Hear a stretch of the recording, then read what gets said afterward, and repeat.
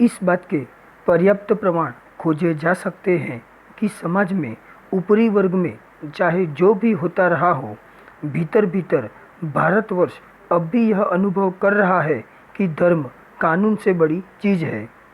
तो જ્યારે આપણા ભારતવર્ષની વાત થાય ત્યારે એવા આપણને સબૂતો અથવા તો પુરાવાઓ મળી રહે છે કે જેની અંદર સમાજના ઉપરના વર્ગમાં ભલે કંઈ પણ ચાલી રહ્યું હોય, પરંતુ અંદરથી ભારતવર્ષ હજુ પણ એ અનુભવ કરી રહ્યો છે કે ધર્મ કાનૂન કાયદા કાનૂનથી ઉપરની વસ્તુ રહેલી છે।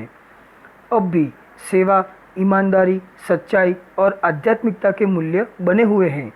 तो लेखक અહીં કહેવા માગે છે કે હજુ પણ આપણને જ્યાં સેવા હોય, ઈમાનદારી હોય, સચ્ચાઈ હોય અથવા તો આધ્યાત્મિકતા હોય તો તેવા ઘણા બધા કિસ્સાઓ અને તેના મૂલ્યો આપણે જોવા મળે છે। वे दब अवश्य गए हैं लेकिन नष्ट नहीं हुए। तो આવા કિસ્સાઓ આપણને ઓછા જરૂર જોવા મળે છે, પરંતુ તે સંપૂર્ણ રીતે નષ્ટ થયા નથી। आज भी वह मनुष्य से प्रेम करता है, महिलाओं का सम्मान करता है, झूठ और चोरी को गलत समझता है, दूसरे को पीड़ा पहुंचाने को पाप समझता है। આજે પણ જે મનુષ્ય છે કે જેની અંદર આવા સારા મૂલ્યો રહેલા છે તે મનુષ્યને પ્રેમ કરે છે, મહિલાઓનું સન્માન કરે છે, झूठ અને ચોરીને ખોટું સમજે છે અને બીજાને દર્દ પહોંચાડવું એને પાપ સમझे છે। हर आदमी अपने व्यक्तिगत जीवन में इस बात का अनुभव करता है। समाचार पत्रों में जो भ्रष्टाचार के प्रति इतना आक्रोश है वह यही साबित करता है कि हम ऐसी चीज़ों को गलत समझते हैं और समाज में उन तत्वों की प्रतिष्ठा कम करना चाहते हैं जो गलत तरीके से धन या मान संग्रह करते हैं। तो मित्रों, समाचार पत्रकोनी अंदर जे पण आवा भ्रष्टाचारना विरोध जे આપણે વિરોધ કરીએ છીએ અને એના આપણને સમાચાર સાંભળીએ છીએ તો એ જ સાબિત કરે છે કે હજુ પણ આપણે આવા બધા કાર્યોને આપણે ખોટા સમજીએ છીએ અને તેની પ્રતિષ્ઠાને આપણે ઓછી કરવા માગીએ છીએ। જે લોકો જે ખોટી રીતે ધનનો સંગ્રહ કરી રહ્યા હોય છે તેને આપણે સારા સમજતા નથી। दोषों का पर्दाफाश करना बुरी बात नहीं है। बुराई यह मालूम होती है कि किसी के आचरण के गलत पक्ष को उद्घाटित करते समय उसमें रस लिया जाता है। तो मित्रों, અહીં લેખક કહે છે કે કોઈની ભૂલને જાહેર કરવી તે ખોટી વાત નથી, પરંતુ ખોટું તો એ છે કે માત્ર તેમના ખરાબ પક્ષને અથવા ભૂલોને જ માત્ર ઉજાગર કરવી અને એમાં જ લોકો વધારે પડતો રસ લઈ રહ્યા છે। बुराई में रस लेना बुरी बात है, अच्छाई को उतना ही रस लेकर उजागर न करना और भी बुरी बात है।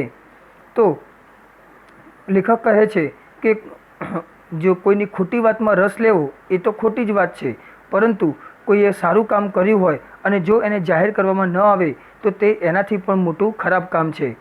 सैकड़ों घटनाएं ऐसी घटती है जिन्हें उजागर करने से लोकचित्त में अच्छाई के प्रति भावना जगती है। तो एवी हजू पण घणी जग्याए एवी बधी सारी घटनाओं बनती होय छे कि जेने आपणे जाहेर करीए तो तेमांथी सारा मूल्यो आपणने शीखवा मळे छे। तो हवे लेखके आपणने તેમના જીવનમાં ઘટેલી એક બે ઘટનાઓ વિશે વાત કરી છે। ચાલો આપણે સમજીએ। एक बार रेलवे स्टेशन पर टिकट लेते हुए गलती से मैंने 10 के बजाय 100 रुपये का नोट दिया और मैं जल्दी जल्दी गाड़ी में आकर बैठ गया। एक वखत लेखक रेलवे स्टेशन पर यात्रा करवा माटे जाए छे अने तेओ टिकट लेता समये 10ની જગ્યાએ ભૂલથી 100 રૂપિયાની નોટ આપી દે છે અને ઉતાવળને લીધે તેઓ ગાડીમાં આવીને બેસી જાય છે। थोड़ी देर में टिकट बाबू उन दिनों के सेकंड क्लास के डिब्बे में हर आदमी का चेहरा पहचानता हुआ उपस्थित हुआ। तो थोड़ीक वार पछी जे टिकट मास्टर होय छे ते जे ए डब्बा में हाजर थाय छे, उसने मुझे पहचान लिया और बड़ी विनम्रता के साथ मेरे हाथ में 90 रुपये रख दिए और बोला, यह बहुत गलती हो गई थी, आपने भी नहीं देखा, मैंने भी नहीं देखा। उनके चेहरे पर विचित्र संतोष की गरिमा थी। मैं चकित रह गया। तो जे पेलो टिकट मास्टर आवे छे अने लेखकने 90 रुपया पाछा आपता ते कहे छे कि आ माराथी पण भूल थई हती अने जे तमे पण ध्यान न आप्युं अने माराथी पण भूल थई। तो ज्यारे ए 90 रुपया पाछा आपे छे त्यारे ए टिकट मास्टरना चेहरा उपर एक अद्भुत संतोषनी लागणी देखाती हती अने ए जोईने लेखक पण पोते चकित आश्चर्यचकित थई जाय छे। कैसे कहूँ कि दुनिया में सच्चाई और ईमानदारी लुप्त हो गई है। वैसी अनेक अवांछित घटनाएं भी हुई है, परंतु यह एक घटना ठगी और वंचना की अनेक घटनाओं से अधिक शक्तिशाली है।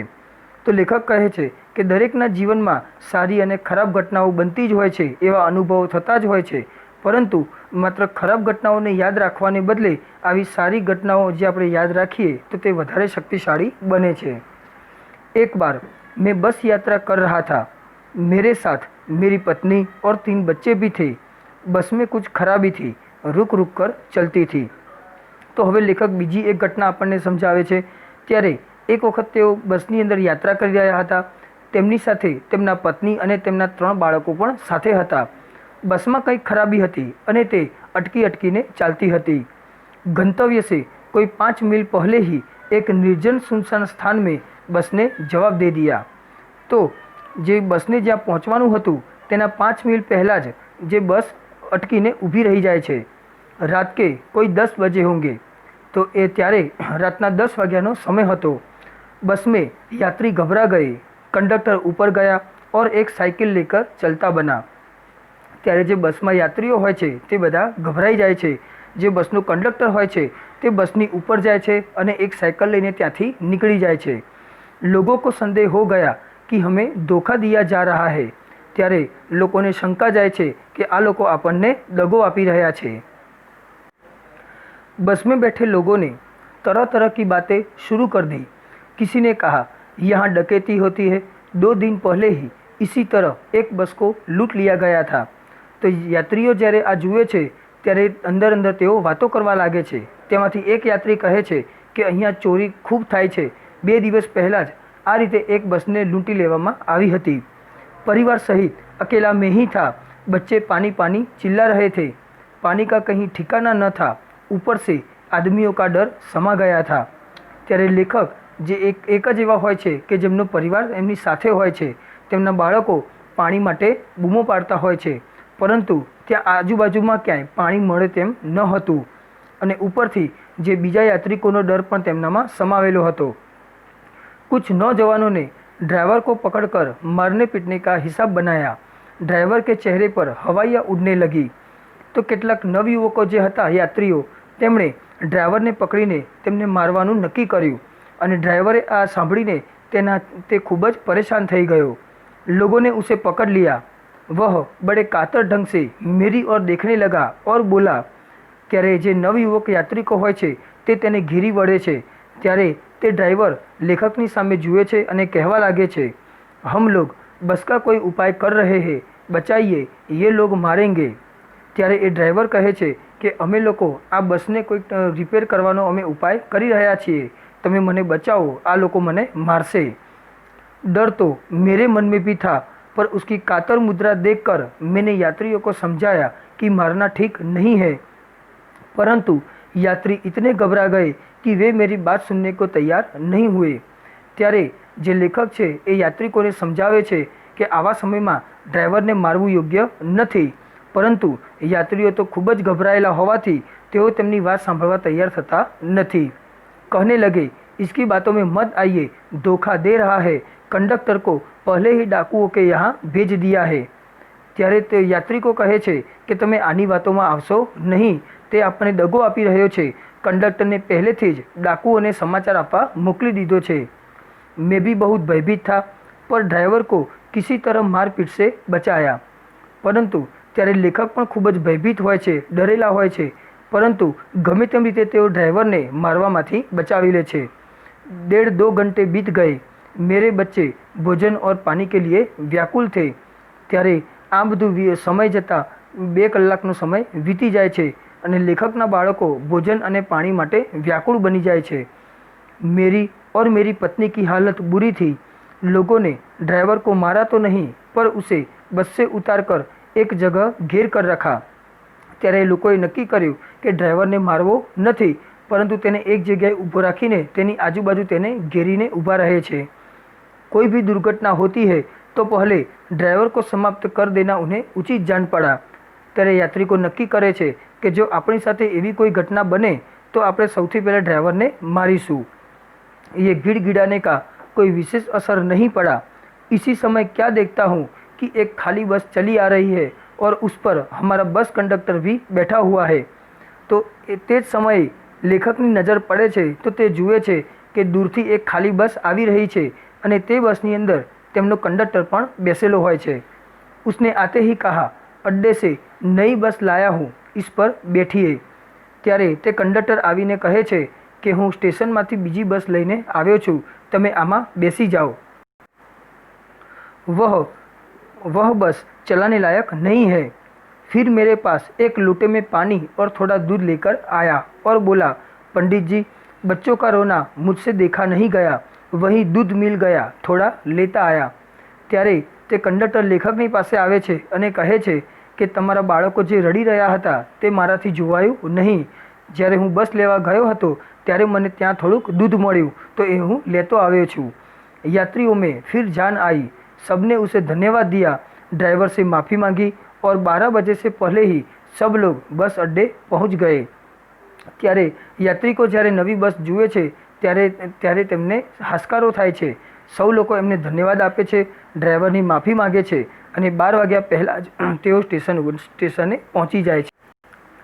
कैसे कहूँ कि मनुष्यता एकदम समाप्त हो गई, कैसे कहूँ कि लोगों में दया माया रही नहीं गई। जीवन में न जाने कितनी ऐसी घटनाएं हुई है जिन्हें मैं भूल नहीं सकता। तो જ્યારે લેખકો આવી ઘટનાઓને યાદ કરીને આપણને સમજાવે છે ત્યારે તેઓ કહે છે કે દરેકના જીવનમાં આવી ઘણી ઘટનાઓ બનતી હોય છે જેને તેઓ ક્યારેય ભૂલી શકતા નથી। ठगा भी गया हूँ, धोखा भी खाया है, परंतु बहुत कम स्थलों पर विश्वासघात नाम की चीज़ मिलती है। केवल उन्हीं बातों का हिसाब रखो जिनमें धोखा खाया है तो जीवन कष्टकर हो जाएगा, परंतु ऐसी घटनाएं भी बहुत कम नहीं है जब लोगों ने अकारण ही सहायता की है, निराश मन को ढाढ़स दिया है और हिम्मत बंधाई है। ત્યારે લેખક કહે છે કે જો માત્ર આપણે એવી જ વાતોને યાદ રાખીશું કે જેમાં દગો મળ્યો હોય તો આપણું જીવન કષ્ટમય બની જશે, પરંતુ આપણે એવી ઘટનાઓ યાદ રાખવી જોઈએ કે જે ઘટનાઓમાંથી આપણને કંઈક સારો બોધ મળતો હોય। कविवर रविंद्रनाथ ठाकुर ने अपने एक प्रार्थना गीत में भगवान से प्रार्थना की थी कि संसार में केवल नुकसान ही उठाना पड़े, धोखा ही खाना पड़े, तो ऐसे अवसरों पर भी हे प्रभु मुझे ऐसी शक्ति दो कि मैं तुम्हारे ऊपर संदेह न करूँ। ત્યારે કવિવર રવિન્દ્રનાથ ઠાકુરે ભગવાનને પ્રાર્થના કરતાં તેમણે લખ્યું છે કે હે પ્રભુ, મને ભલે મારે નુકસાન આવે કે મારે દગો મને મળે તો પણ એવા સમયે હે પ્રભુ તમે મને એવી શક્તિ આપો કે હું તમારા ઉપર ક્યારેય શંકા ન કरूँ। मनुष्य की बनाई विधियाँ गलत नतीजे तक पहुँच रही है तो इन्हें बदलना होगा। वस्तुतः आए दिन इन्हें बदला ही जा रहा है। तो मित्रों અહીં એક શબ્દ છે વિધિયા એટલે કે નીતિ નિયમો। તો મનુષ્યએ બનાવેલા જે નિયમો છે તે ક્યારેક ક્યારેક ખોટા પણ સાબિત થાય છે, તો તેમને સમયાંતરે બદલવામાં આવે છે અને બદલવામાં આવી પણ રહ્યા છે। लेकिन अब भी आशा की ज्योति बुझी नहीं है। महान भारतवर्ष को पाने की संभावना बनी हुई है, बनी रहेगी। मेरे मन निराश होने की ज़रूरत नहीं है।